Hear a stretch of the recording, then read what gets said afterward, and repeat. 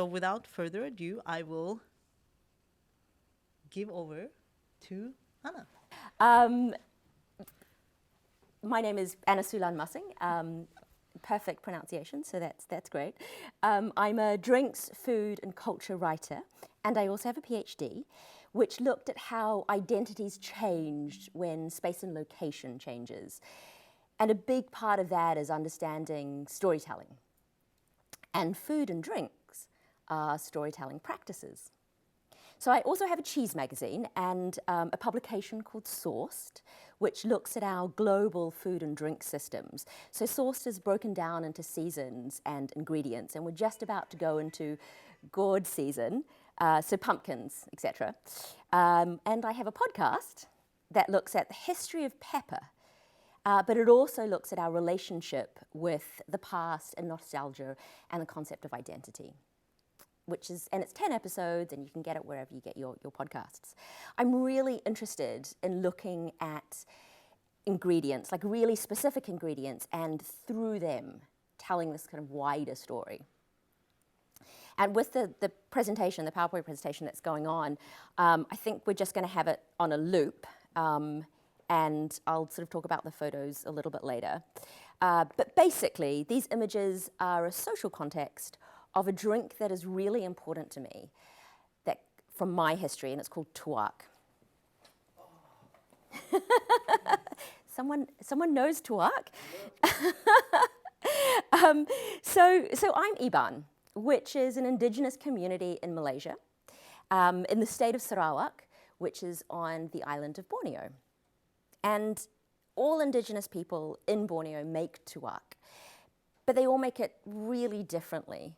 The Iban are known to make the strongest tuak because they have a reputation of being the biggest partiers. I have some various theories about why that is. But basically, the Iban celebrations are pretty epic. That I know. In this fast-paced and highly innovative global world of bar and drinks, it's really easy to forget the origins of drink. That liquids are agricultural produce and product, and they're created for and by communities. Making booze is this age-old tradition, and it's woven into the cycle of farming, and it can't really be separated from that, I think. So many drinks have long traditions and histories, and it's important to honor those as we look to the future, to sort of look at the past as we look forward. And that's how we can be really creative. Our individual stories, the cultures we're from, the traditions we know are really important. And finding out how to tell those histories through drinks, for example, gives us a new future to our past lives. This can be done through ensuring craftsmanship is learnt and continued to be practiced. And it's also about reimagining traditions and exploring flavours important to our individual histories.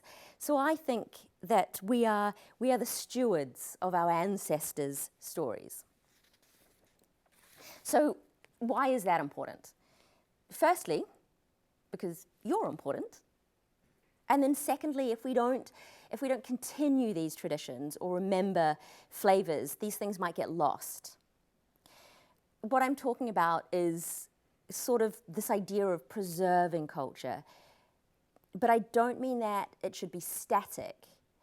I don't think we should just repeat exactly what our grandparents did, for example. Rather, we should think about who we are, where we're from, and try and reimagine that in the world today. Sometimes it's difficult, though, to see how our own histories or influences could be important and make impact. So it's about thinking what really matters to us. Whether, when you think about your childhood, for example, what flavours do you think of? What ingredients spring to mind? What smells or textures or sights? All these things are part of the layers of the cultures we grew up in. They reflect the world around us. And they are the ingredients of how we can tell the stories of ourselves. It's but it's also really important not to romanticize our past, because if we do put too much weight on this kind of idea of nostalgia or romance, we start to make generalizations. And what I mean by that is the past is actually an ever-evolving thing. We can look to the past in so many ways that we can find new stories to tell, new perspectives, new voices.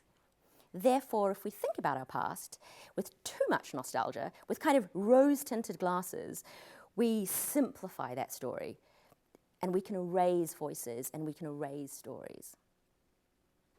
I was recently asked about being Iban by someone who's doing research around Iban food and drinks and culture.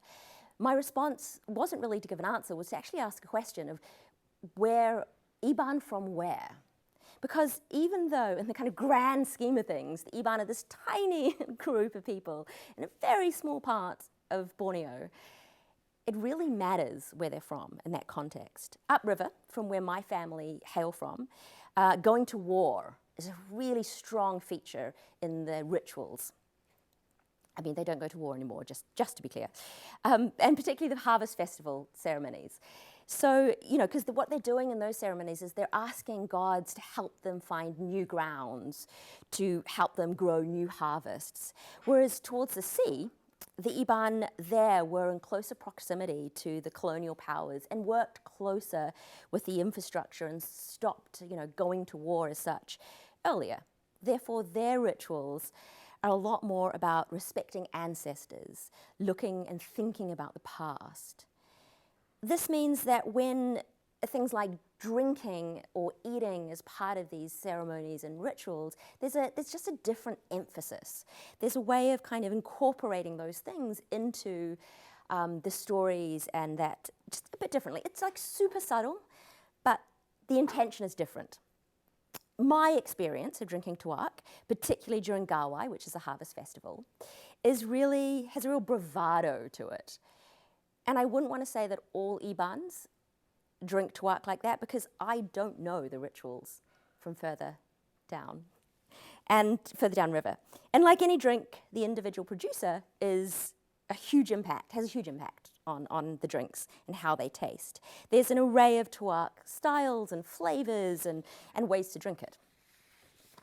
So it's this individuality that allows you to think about a drink and its origins without simplifying, without erasing, without romanticizing.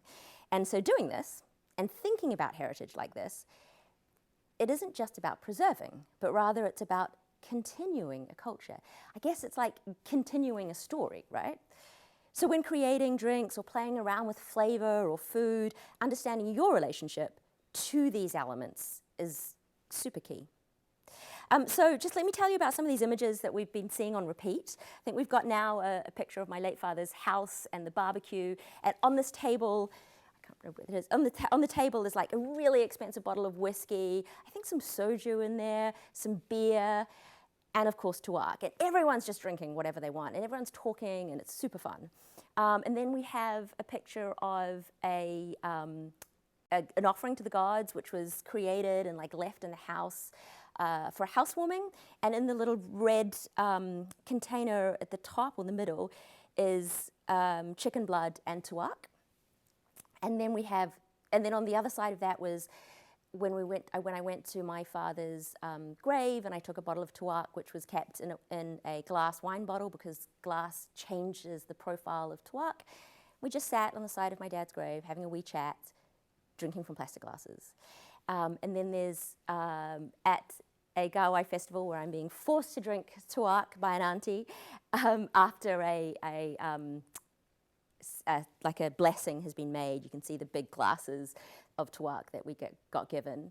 And then there's just photos of just drinking tuak whilst eating wild boar. And then there's a picture of a river after a massive rainstorm. Now this river is important because this is how I know how to get home, is you got the Rajang River, you turn right down the Balai River, then you turn left, oh maybe I made this wrong, no hang on a second, you go, I'm sorry, let me just close my eyes and picture it. Up the Rajang River, left down the Balai River, right down a river which I've slightly forgotten, and then you go left again, Majau. And Majau is like is the river that my longhouse is on. And the Majau, Nanga Majau, so mouth of the Majau River, is the name of our family farms. It's right on that crossing. So that's, like, liquid is never just liquid. I truly think that drinks, whether that is wine or spirit or cocktails, it's about community and the people. People created the liquid. At every point in the creation, people made decisions and influenced the way that drink would turn out. I believe that people are a huge part of terroir, although that is maybe a different discussion for a different day. But thinking about that, thinking about the focus on people, who crafted what you were drinking is thinking about the heritage and really acknowledging how those people have been involved in your drink can really strengthen a connection and the way you approach flavour. Who has grown the grains, the rice, the grapes, the sugarcane? Who has brewed or distilled it? In my podcast on pepper, I talk a lot about how colonialism, which we are still very much part of the system that was created during that time, the brown and black hands are hidden and forgotten in most agricultural stories. So asking ourselves the question of who is involved in the drinks beyond the glass allows us to really appreciate the full breadth of its heritages and, heritage multiple that have gone into these drinks.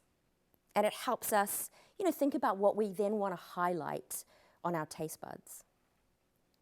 And again, this is where your personal story can come back into the sort of understanding of drinks and heritage, and you can think about what a drink means to you. When I drink tuak in London, I'm not thinking about going to war or even harvest. I'm thinking about the landscape I grew up in and remembering that it was drunk at a time of family and celebration and laughter. It is that heavy heat of the tropics on your skin, even as the sun sets. It's the smoke from the barbecue that's wafting across the veranda, and you can smell the fat from the wild boar just melting in the flames.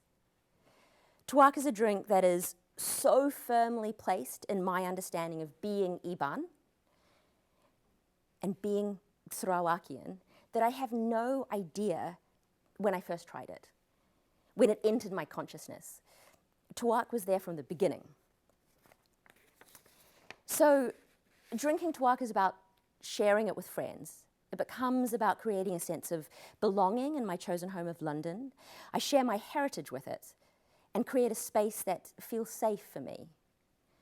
But this idea of identity, of a sense of belonging in a new space and time is not just related to less heard of drinks or non-Western flavours. It can be understood with drinks that a lot of people are familiar with. So looking into history is important because, again, it allows us to see the past, as I said, with sort of new eyes. If we think about herbal liqueurs of Europe, we also see personal histories. And Amaros, for example, since we are thinking about Italy in general, it's something that's been made for centuries in Italy and across Europe as well. And they're not just defined by their base fodder, so not by just grape or sugar beet distilled, for example, but are also the huge botanicals are part of making those drinks that add complexity. These flavours come from people's home gardens, recipes are personal, and just like tuak, every village or every family have their own recipe. There's a British Amaro maker, which I know you're already thinking British company making Amaro, whereas the personal and historical connection there. But it's a family-run business, and part of that family has roots in Italy, and their Amaro is based on an old Sicilian family recipe and a recipe from a London medicinal book from the 17th century. But what I love about this story is that it takes into account the idea of space and time when thinking about history. This is a London brand, so London features heavily.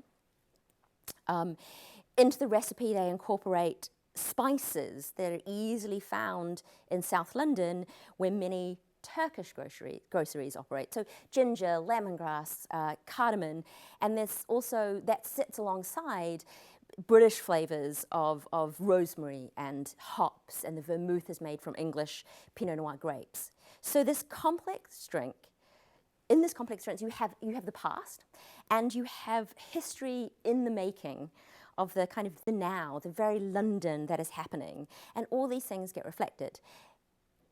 And thinking about what I said earlier, these connections are about the people, right? They're about the trade of people that have migrated to London, or the trade of people and what they bring to London, and what trade brings to London, rather.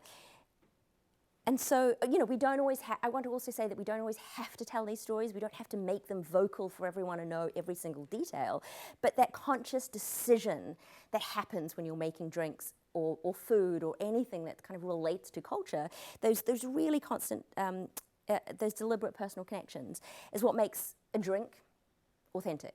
Now, authenticity is a very complicated word, and again, that can take a whole nother hour for us to discuss what it means to different people. But key is, for example, what is authentic to me and drinking tuak might not be authentic to another Iban who doesn't have the same relationship with drinking tuak in family celebrations, right? So it's just understanding your own nuances. Anyway, I've been talking about tuak a lot. And I don't make tuak. It's a really specific skill set. And the best tuaks I have had have definitely been made by aunties, I have to say. And you have to make it when you're feeling in a good mood, and it's like super wonderful when you find out about it. But it isn't just a drink that I bring back home and share with friends, right? It's a drink that is also about flavour for me. It is that fermented rice taste that I crave and I find in other things, such as lingering in certain sakes, or catching the scent of it when I'm cooking short grain rice. And most surprisingly, when I drink sherry. It reminds me of tuak. There's the texture, the richness, the kind of a very particular sweetness in sherry that is resonant to tuak. So when I have sherry, or even a cocktail with sherry in it, it reminds me of home. But I also want tuak when the smoke of the barbecue wafts over me and the sounds of friends laughing in my garden. And so this is how heritage works, how home, how identity plays a part or plays into me living in London. And so I have a few questions for everyone. And it's just, what does heritage mean to you? What is your relationship to the past? And what are your flavours? Yeah, thanks.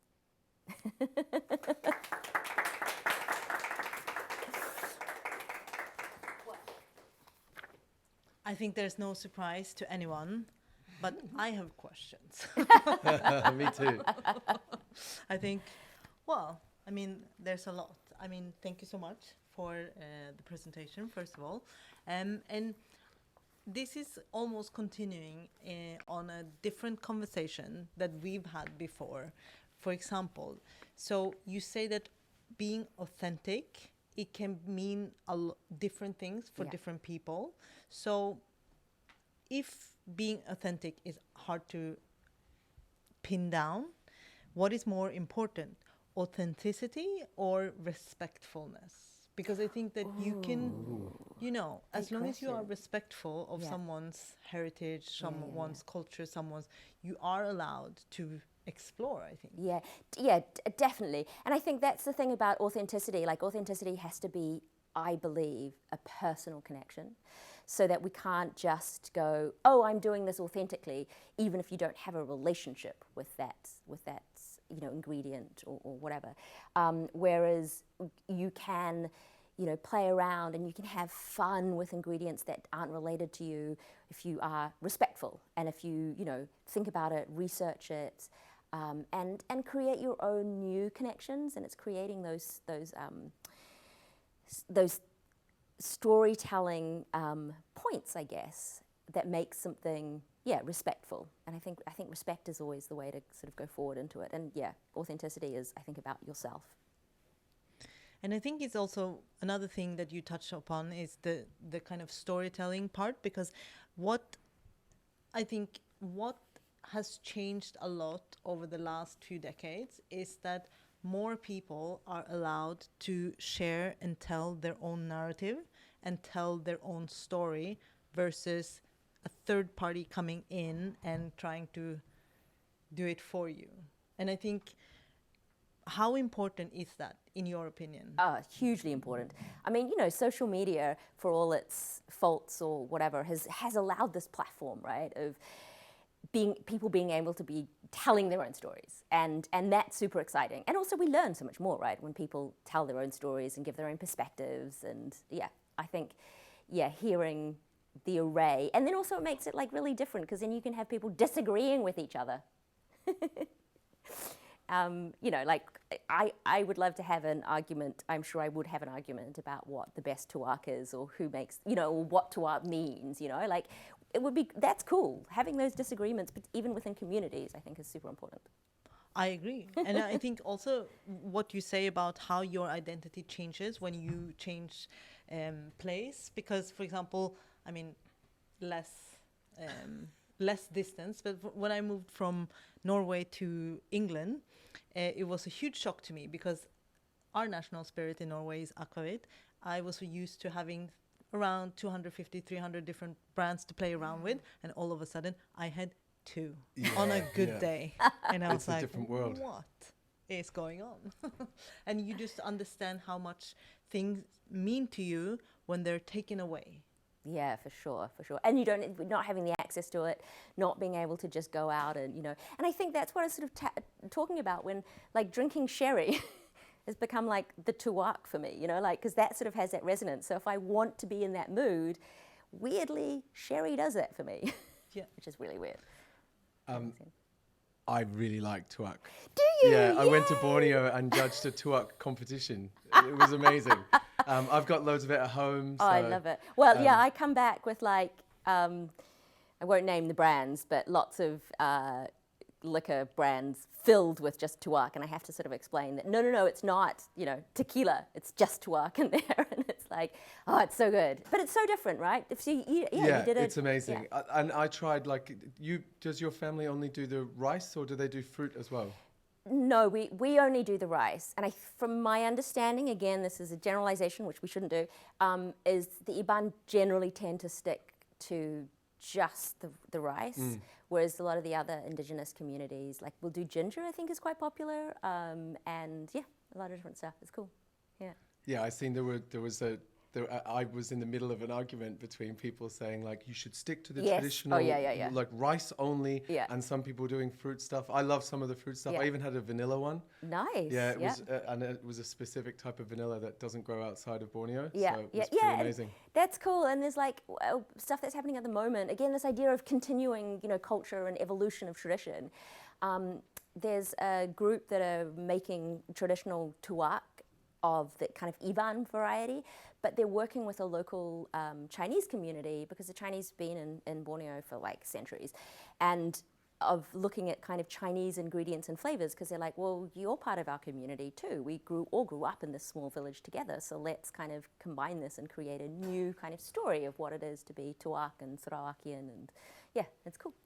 It's very interesting because I recently reread one of my favorite books, and it's called A Linguist Reads the Menu. So it's about, yes, this, you will love this book, by the way. I'm not doing promotion, but so it's Jan Juravsky. He writes about the history of food and ingredients and how it's traveled only by looking at the language and how it's used. So, for example, he talks about the history of ketchup, how it went from what it is today and how it started as a fermented fish sauce in China. And so he also talks about the history of distilling and how this area where you are from originally was the kind of most innovative, that's where everything was happening for a certain, it was the trade center of the world for a certain time in history, and how all of these spirits grew out of this, and it was a collaboration between many cultures.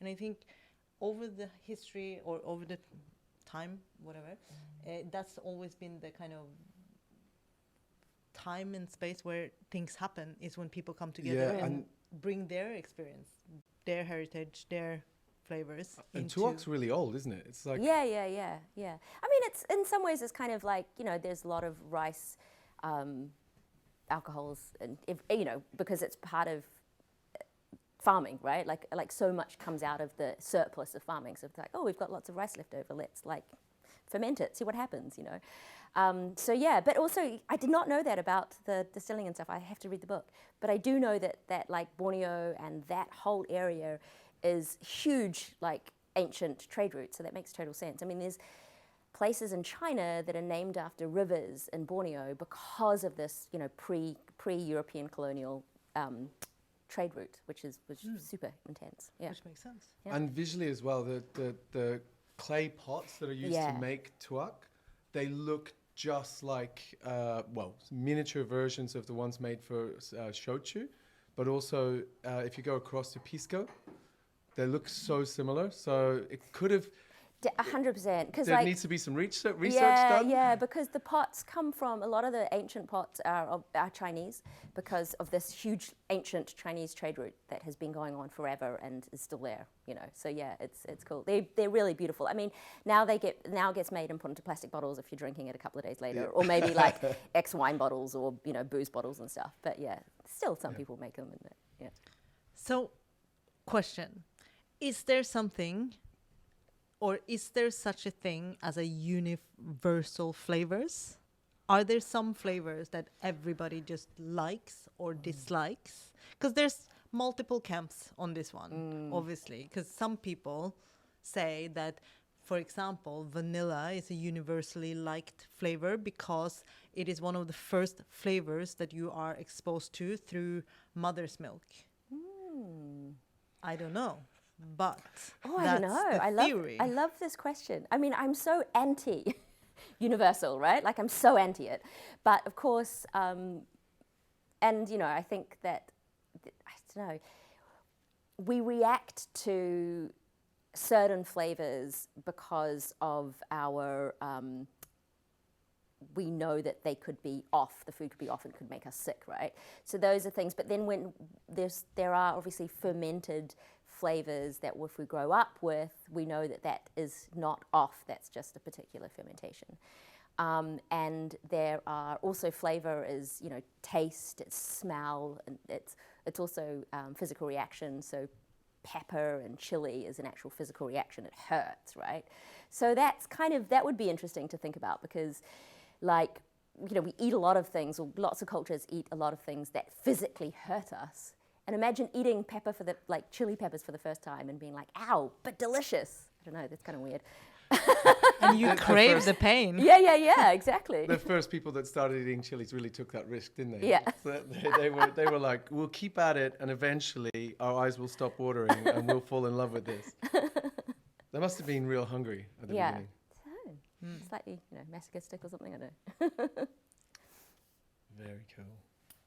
So, and obviously because this is, again, something else that we've talked about before, and you mentioned it before also, the nuances. Because a lot of the time now we start to generalize things a lot. And the risk or the danger with generalizing is that you lose identity or you lose these kind of small personal touches. Like, for example, using a drink as a example, a martini. There's many different types of martinis. You have gin martini, vodka martini, you have the fruit martinis of the late 90s, but you also have like a perfect martini, a wet martini, a Gibson, you know, all of these ones. Yeah. So if you generalize, a martini is a martini, you lose so much. You lose the nuances. Exactly. Yeah. And it's not as much fun as well. If you start going into the tiny details, you can have a little bit more fun with things. You can switch things out. I mean, bring back lychee martinis, like. Yeah. I think we should just do that. I didn't want to say it. I love a martini. I love martini, and I love a, you know, dry twist, gin dry twist. But like also like lychee martinis, they're so fun. But like the history of martini is so varied, right? And no one really knows where it's from. So if we start like, as you say, generalizing, then we start forgetting where it came from, who made this sort of different, you know, who came up with the lychee martini to begin with. I don't Or know. the You probably know watermelon this, but martini. I was going to say watermelon martini. that's- Like watermelon martini is one of my favorite. And if you put a little bit of cayenne pepper in there and you get that little bit of heat, oh, it's so good. Where does it come It's from? so good. Watermelon? I have no idea. Really? The avocado? That's a British joke. For anyone who doesn't know, Ocado is a delivery service that delivers fruit to your door. Like, anyway. Anyways. I thought it was interesting. quite and funny. fancy fruit often, right? Avocado is quite a Yeah, fancy, delivery. They have service. good. They Yeah. have some good Yeah. options. Well, on that notice, Yeah, chocolate martinis, porn star martinis porn star martinis. They're big. They're getting or popular. connaught martinis, which you Oh, can get yeah. on the second floor of the Campari I Hotel. did have a couple of those last night. Exactly. They were amazing. That's why you were late this morning. I'm joking. Yeah, I'm joking. I'm joking. Okay. I think unless we have some questions in the audience, we will let Anna go and have a martini Yeah, while we continue working. we will. Does anyone? Do we have our little? Does anyone have any questions? We do for the people at home. We do have an audience here. They're very, very quiet. Yes, they are very They're well behaved. very well behaved audience. Anyone? Okay, then I will finish with one last question. Okay. What is when you feel not down, but when you feel like I need to remember, I need to have that feeling, what is your go-to dish, drink, snack, flavor, whatever, when you feel homesick? Not homesick, but you need that connection. It's rice. Rice, soft-boiled egg, and a bit of soy sauce. Yeah, super simple. I mean, I could eat that 3 times a day and not be bored. It's got just the right amount of nutrition as well. True. Egg's pretty good. Got Yeah. protein in there. Protein, some Creamy stuff in the yellow bit. exactly. Just a technical term. Creamy stuff. Yes. All right. Well, with that, thank you Okay. so much. Thank you. Thank you very much. That's lovely.